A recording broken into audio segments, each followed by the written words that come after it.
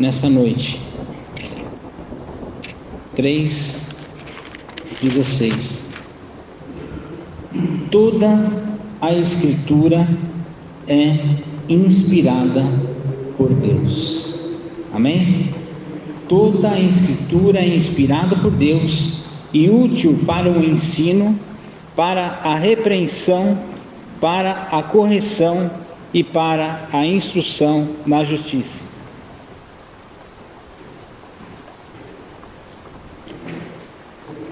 Toda a Escritura é inspirada por Deus e útil para o ensino, para a repreensão, para a correção e para a instrução na justiça.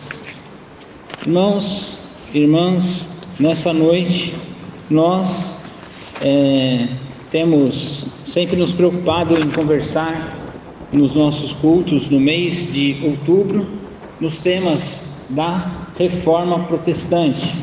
Neste ano, eu não vou tratar dos temas, dos pilares, como fizemos no ano passado. Este ano vou trazer a nossa reflexão, alguns indicativos daquilo que era o espírito dos reformadores quando do movimento da reforma. A reforma se dá, como nós já conversamos, em relação a uns desvios teológicos da Igreja Católica, da Igreja então de Cristo Jesus, não tinha essa separação, e Martinho Lutero ele tem uma preocupação com a fé do povo, a partir das suas experiências, a partir da sua vida. Ele então se preocupa com a teologia, com a Bíblia, daquilo que estava sendo ensinado, daquilo que era vivenciado com os homens e mulheres de fé daquele tempo em relação às Escrituras. Fato é que, como também bem lembro de ter comentado com a igreja no passado, Martinho Lutero ele é o responsável então para que a Bíblia seja traduzida no seu tempo, que as pessoas tivessem fácil acesso à palavra de Deus. E ainda mais, com esse exercício, ele traz também uma transformação, uma padronização no idioma alemão, ou seja, ele se preocupa em levar a palavra de Deus, mas ele não deixa também de cuidar do seu idioma. E com isso, o povo é enriquecido com a palavra de Deus no seu tempo. Só que o espírito dos reformadores transcende apenas aquele momento circunstancial do qual a Igreja Católica então se divide, eles se rompem e tem então uma divisão com a Igreja Mãe. Ainda que Martinho Lutero não tinha o objetivo de criar uma nova igreja, de criar uma denominação, Martinho Lutero ele tem apenas uma proposta de levar a palavra de Deus, o centro da palavra de Deus, como instrumento de fé do povo. Como não foi compreendido, ele então rompe com a Igreja Católica, ou a Igreja Católica rompe com ele, aí vai da leitura que você queira fazer. Só que o espírito do grupo dos reformadores transcende aquela época. E a fala mais conhecida é: a igreja reformada sempre se reformando. Amém? Quem nunca ouviu essa frase, levanta a mão. Então, a igreja reformada sempre se reformando. E essa palavra, irmãs, chega ao nosso momento aqui que estamos. A igreja reformada.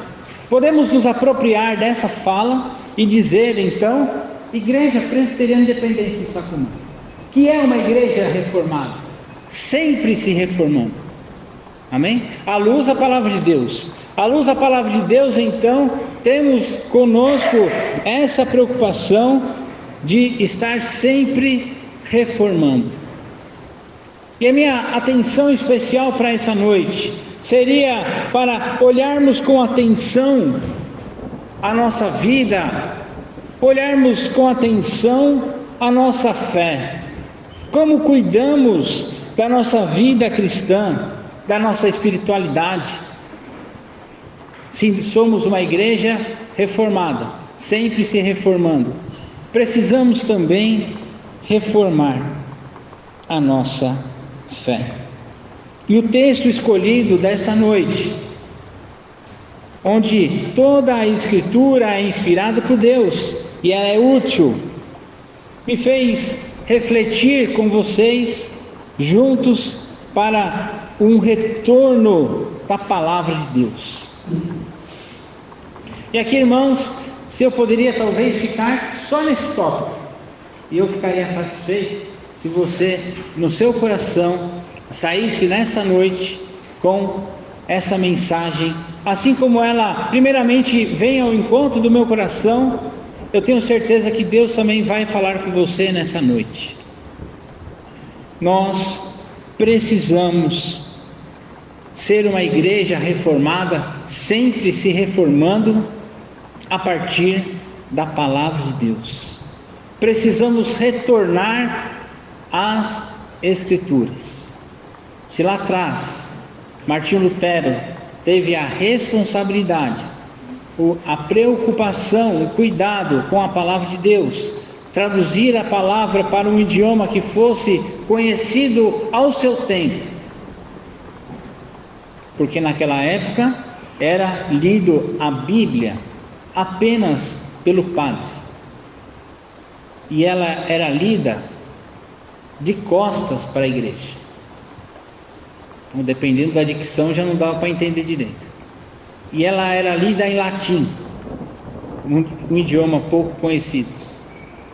Talvez os mais ricos, os mais eruditos, tinham condições de saber o que era dito, mas era uma parcela muito pequena da população. Hoje nós temos a Bíblia em fácil acesso. Hoje você consegue, na palma da mão, com o seu celular, acessar por um aplicativo ou até mesmo por um site a Bíblia no idioma do qual você pode compreender. Tem várias traduções, várias versões, umas que pode te agradar mais, ou até mesmo uma que você não tem uma simpatia por ela, mas ela está lá disponível e não deixa de ser a palavra de Deus. Ora, se naquela época a palavra de Deus, a Bíblia, não era dada a devida importância, e o resgate então às Escrituras foi o primeiro start para a reforma protestante, porque hoje nós que temos a Bíblia em fácil acesso em nossas mãos, não nos debruçamos a conhecê-la, a ter uma intimidade com a palavra de Deus, porque é tão difícil e a gente faz às vezes uns esforços para que as pessoas venham na casa de Deus para estudar a palavra. Será que a nossa metodologia como professores, e aqui eu me incluo como um dos professores da escola dominical, não é adequada ao nosso tempo? Será que a palavra não tem um atrativo interessante para as nossas vidas? Ou talvez nós temos professores bons, a mensagem da palavra de Deus é boa, mas você, não temos mais a vontade de estudá-la. O que falta para nós termos uma paixão pela palavra de Deus, paixão que nos faça ter um contato diário com a Bíblia Sagrada? O pastor se esforça, coloca ali no telão, no boletim, está no grupo do WhatsApp, as leituras semanais. Mas será que nós temos diariamente esse contato?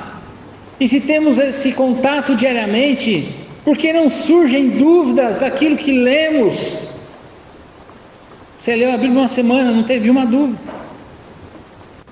Nada te incomodou, nada te inquietou. Eu lembro a primeira vez que eu fiz a leitura da Bíblia completa. Assim. Eu era office boy, não era essa Bíblia, mas era uma Bíblia exatamente desse modelo. Era essa tradução, inclusive. Era igualzinho, só que era capa dura. Então eu colocava isso nas costas, sentava no ônibus, no metrô,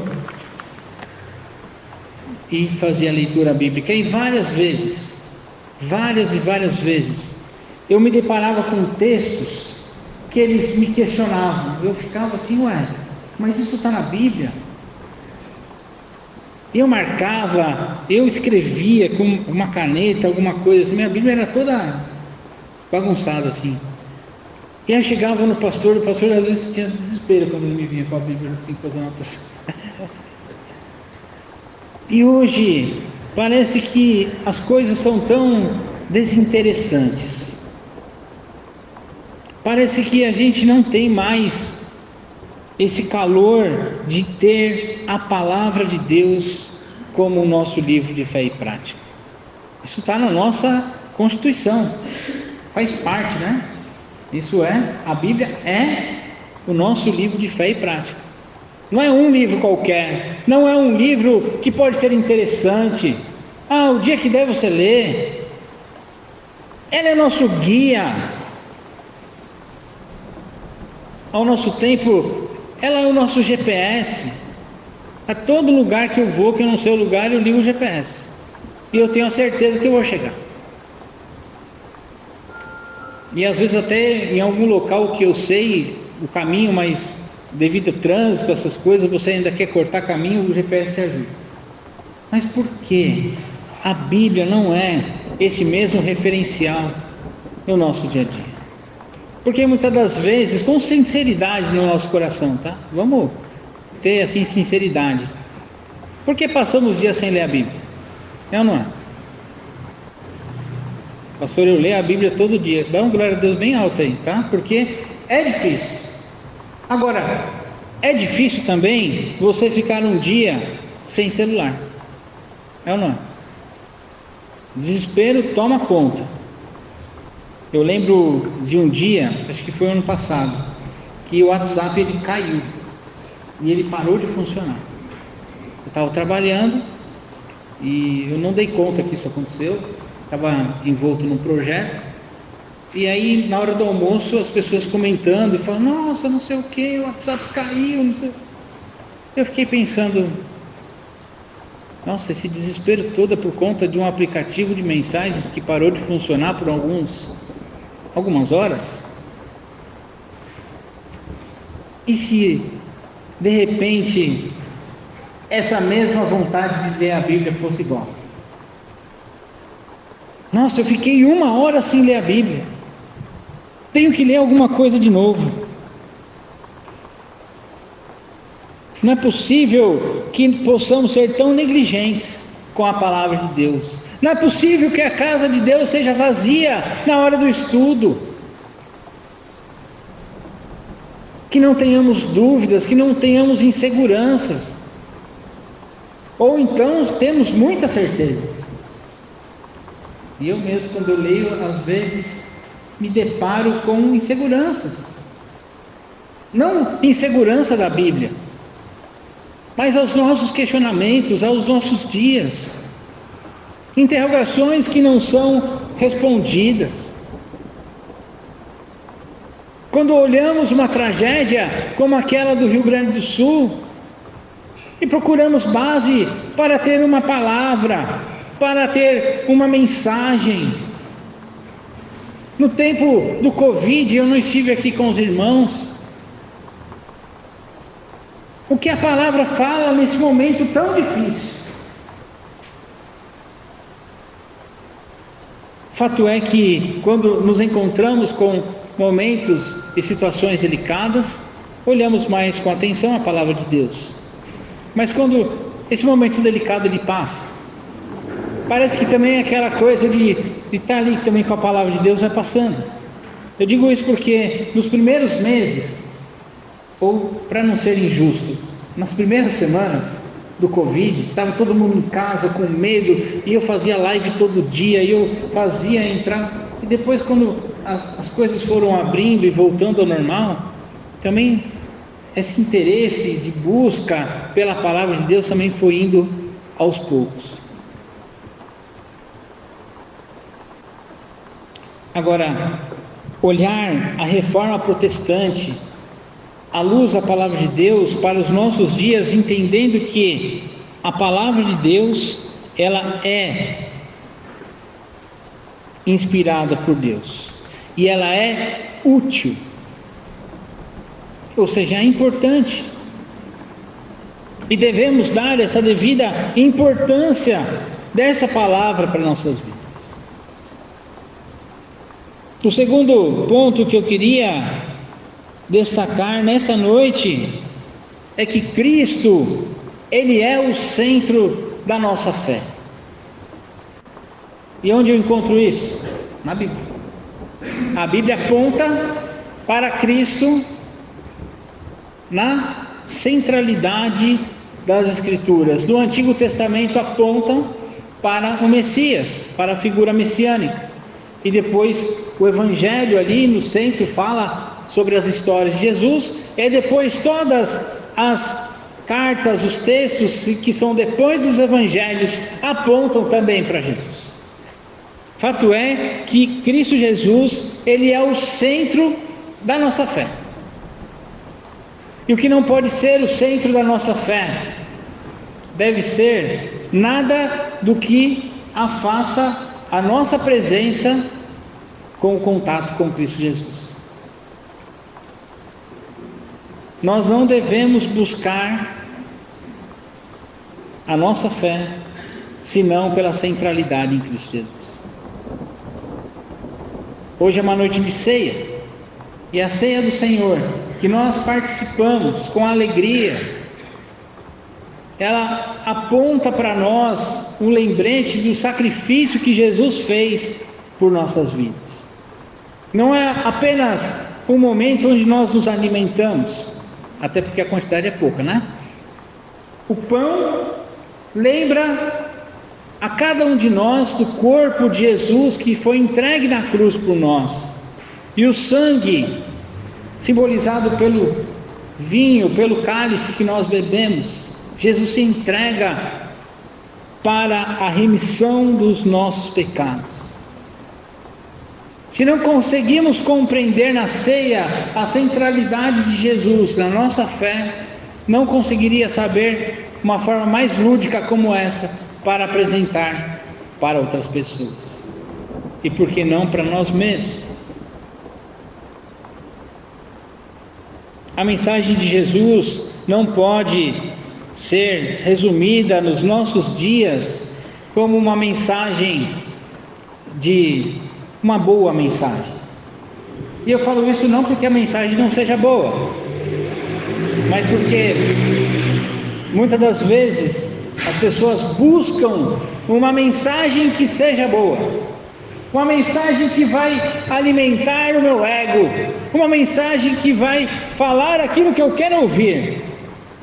E se não falar aquilo que eu quero ouvir, sabe o que eu faço? Eu mudo de igreja, porque aquela igreja X fala aquilo que eu quero ouvir. E essa é a preocupação do nosso tempo. Nós não fazemos discípulos para o pastor X, Y, Z. Nós fazemos discípulos de Jesus. E a Igreja Presbiteriana Independente do Sacomã, como uma igreja reformada que tem a responsabilidade de apresentar no púlpito uma mensagem de salvação. E essa salvação vem por intermédio de Jesus Cristo, porque a graça de Cristo nos alcança. Nós temos a certeza que os nossos pecados são perdoados em Cristo Jesus, não por méritos nossos, não por o que fazemos ou por o que deixamos de fazer, não pela quantia da qual nós contribuímos, e não que não seja importante contribuir, pelo contrário, temos que dar nossos dízimos, nossas ofertas. Mas a salvação não pode se resumir pela quantidade de espécies que damos em dinheiro. E esse é o mal do nosso tempo. Se você quer uma bênção, você tem que contribuir. Se você quer a prosperidade, você tem que contribuir. Na verdade, o nosso entendimento é o contrário. O dízimo é uma obrigação, uma responsabilidade. Ainda que a palavra diz que nós temos que dar com alegria, mas é um mandamento que nós temos que cumprir. E isso não vai levar você para o céu ou não. Você não vai ser curado ou não porque você está dando dinheiro na casa de Deus. A centralidade da nossa fé é Jesus Cristo. E em Cristo Jesus é que temos os nossos pecados perdoados. E é em Cristo que nós somos salvos. E eu queria falar um terceiro ponto, que é a renovação da nossa mente. Tem como colocar no texto de Romanos, capítulo de número 12, Romanos 12, versículo de número 2. Romanos capítulo 12, versículo de número 2.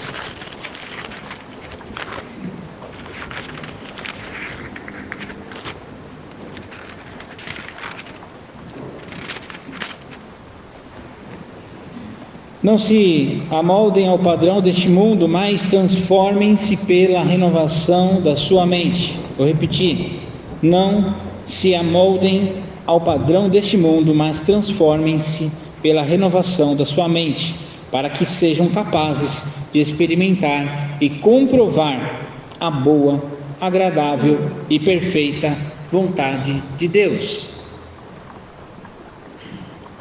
Nós, como igreja, como cristãos, membros de uma igreja reformada, temos que buscar diariamente essa renovação da nossa mente. Olha só que curioso, não é a Bíblia que precisa ser atualizada, é a nossa mentalidade que precisa se atualizar a partir da palavra de Deus. Vou repetir, para que você não tenha dúvidas: não é a Bíblia que precisa ser atualizada, mas é a nossa mente que precisa ser atualizada a partir da palavra de Deus. Não tem como olhar a Bíblia e você não concordar com o texto, e você fala assim: a Bíblia precisa ser atualizada nesse ponto, porque isso foi escrito lá atrás. Não, é a nossa mente que precisa se atualizar à luz da palavra de Deus. E nós precisamos de uma renovação. Nós não podemos nos amoldar ao padrão deste mundo, como disse aqui o versículo. Sabe o que é amoldar ao padrão deste mundo? É quando todo mundo começa a falar um negócio assim, né? E aí você começa a concordar: é verdade. Só que não é, porque a Bíblia está falando uma coisa totalmente diferente. Nós temos que ter um posicionamento firmes pela palavra de Deus. Não é criar inimizade com pessoas, né? Não é de uma discussão como existe nos nossos dias também, as pessoas ficam discutindo uma com a outra no Facebook, na rede social. Agora, o que precisamos de fato é a renovação da nossa mente num processo contínuo de aprendizado. Olha, voltando do começo, como nós vamos renovar a nossa mente, como nós vamos ter um processo contínuo se nós não lemos a Bíblia, se nós não estudamos a Bíblia, se nós nos interessamos em saber o que de fato traz os textos bíblicos. Eu não quero fazer uma chamada oral, mas se eu perguntar para você o que fala Números, você saberia responder? Diz para mim que é difícil de entender a Bíblia, eu vou falar, ok, não é fácil, a palavra é complicada, mas precisamos ler, precisamos ter a dúvida, precisamos rabiscar, escrever e ler de novo. Na faculdade não é assim? Quem faz faculdade? Você lê um texto, você não entende, você não lê de novo? E se você não entende, você lê de novo? E o professor está pedindo um trabalho, você tem que entregar o trabalho. Mas a Bíblia, a gente não lê. E essa mentalidade renovada, ela só é possível nos nossos dias com o contato da Palavra de Deus. Essa renovação de mente só é possível se nós estivermos conectados com a Palavra de Deus. Hoje, estar conectado é uma coisa, é um vício, né? A primeira coisa que você chega na casa antes do bom dia, do boa tarde, boa noite é: pô, tem Wi-Fi? Qual que é a senha? Às vezes a pessoa nem te cumprimenta, né? Passa para mim a senha. Tem o código QR Code da senha. Passa ali, a gente caneia, faz um negócio aí e tal. Mas todo mundo quer estar conectado. E nós precisamos, igreja, estar conectados com a Palavra de Deus. Precisamos nos conectar com aquele que nos amou primeiro. Estarmos conectados em espírito e em verdade, com os seus mandamentos, com os seus princípios. Porque a palavra é de Deus. E se ela é de Deus, ela tem que ter um significado nas nossas vidas. E se a palavra é de Deus, e eu tenho que estar conectado, eu tenho que então, a partir dela, me renovar, me atualizar. Um software, às vezes, ele requer atualizações. Um celular, um mero celular, ele requer, às vezes, uma atualização. Um computador, para quem trabalha com computação, sabe que ele precisa se atualizar. E nós, como povo de Deus, somos atualizados quando nós lemos a Bíblia Sagrada, quando nós nos interessamos pelo texto sagrado. Quando era criança, adolescente, as pessoas falavam assim: Apocalipse é um livro difícil, não lê não, pois o pastor que vos fala assim: leia, tire suas dúvidas, se interesse pelo texto sagrado. Vai buscar saber o que é Números, depois me fala. Leia Apocalipse. Não deixe para depois. Não dê desculpas, como hoje eu tive tanta coisa para fazer. Porque de fato todo mundo tem. Meu dia hoje foi muito corrido, eu sei. Parece que às vezes é uma maratona, né? Vai estar treinando para ser um Silvestre no final do ano, né? Mas não. Leia a Bíblia. Brigue com o texto. Crie uma metodologia nova, diferente. Se surpreenda. E por que não? Compartilhe isso com as pessoas. Olha, eu estou fazendo de um jeito diferente. Estou ouvindo agora, não estou lendo, mas coloco aqui, fico ouvindo. Falecido Cid Moreira já fez esse trabalho para a gente de graça aí, está na internet. É só colocar ali, ó, você vai ouvindo. Uma voz bonita assim, né? Você pode ouvir, você pode ler, você pode levar no seu celular. Porque só vai ser possível a renovação da nossa mente se estivermos conectados, estivermos online com o Senhor Jesus. E para isso só há um caminho: é conhecer de fato a palavra de Deus. Um professor na faculdade de teologia uma vez falou para mim assim: a Bíblia é grande. E de fato ela é. A Bíblia é grande, mas ela precisa ser conhecida. A Bíblia é grande, mas ela precisa ser visitada. A Bíblia é grande, mas ela precisa ser entendida à luz e inspiração do nosso Deus para os nossos dias. E nós, como povo de Deus, temos a responsabilidade de compartilhar dessa mensagem com outras pessoas. Isso só é possível se nós estivermos conectados primeiro com o que ela traz para nós. Ela é grande, mas ela é útil. Ela é grande, mas precisa ser conhecida por nós. Que Deus continue abençoando as nossas vidas. Que Deus nos abençoe. Amém.